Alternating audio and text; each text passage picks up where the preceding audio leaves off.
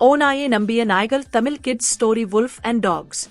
Welcome to my channel Raghunathan Srinivasan. Like, share, comment, subscribe. ஒரு கிராமத்துல ஒரு ஆட்டு பண்ணை இருந்துச்சு.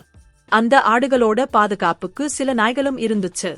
ஆடுகளை திங்கவட்ட ஓநாய்களை நாய்கள் துரத்தி விட்டுடும். நாய்களோட விசுவாசத்தால அந்த ஆடுகளை ஒன்னும் செய்ய முடியல.